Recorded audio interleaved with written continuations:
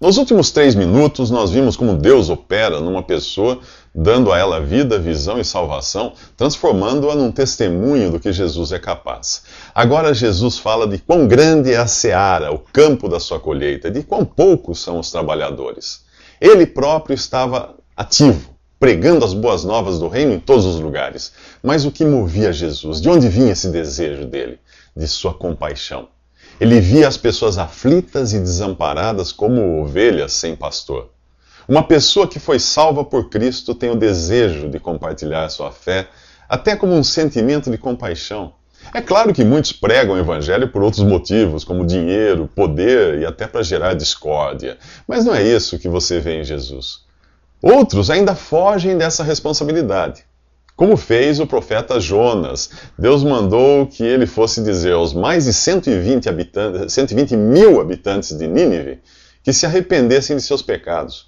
Jonas foge, toma um navio que vai na direção contrária. Por medo? Não. Por orgulho, para se preservar, para não pagar o mico de Deus retirar o juízo que prometeu e não cumpriu. Jonas tinha medo de riscar sua imagem, olha só. Lendo o último capítulo do livro de Jonas, você descobre que ele sabia que Deus era misericordioso e que deixaria de castigar a cidade se o povo se arrependesse. E foi o que aconteceu. Esse é o Deus justo e misericordioso que você encontra na Bíblia. Justo porque ele não pode deixar de julgar e condenar o transgressor, como qualquer juiz justo faria. Misericordioso porque ele quer salvar e julgou e condenou o seu próprio filho, Jesus, à morte em nosso lugar. Mas agora precisa acontecer algo antes de Jonas estar pronto para ser um testemunho, para pregar a mensagem de Deus para as pessoas de Nínive.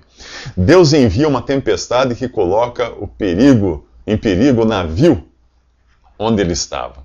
Ele reconhece sua culpa e diz aos tripulantes que o joguem no mar, que o lancem no mar se quiserem salvar suas vidas. Jonas teve ali o mesmo sentimento de Jesus, que preferiu morrer para que nós fôssemos salvos.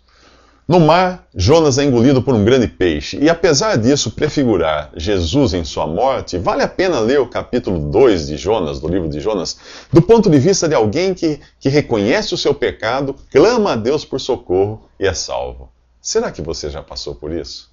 O ventre do grande peixe representa a morte. Ao crer em Jesus, a condenação e a morte dele na cruz ficam valendo para você. É como se você já tivesse morrido e não houvesse mais razão para ser condenado outra vez. Alguém que já foi condenado e executado não pode ser executado de novo. Agora sim, Jonas está pronto para ser um mensageiro de Deus. Se você ainda não admitiu que é um pecador, se ainda não assumiu que para si a morte de Jesus, se ainda não se reconheceu como estando nele, quando Jesus mergulhou no mais profundo e escuro abismo do juízo de Deus, o que exatamente você pretende dizer às pessoas? Que elas precisam ser boas para ir para o céu? Jesus diz para seus discípulos orarem ao Senhor da seara para enviar mais trabalhadores. É Ele quem envia. É Jesus quem envia. E são pessoas comuns que Ele envia. Como Pedro, André, Tiago e João. Mas isso nós vamos ver nos próximos 3 minutos.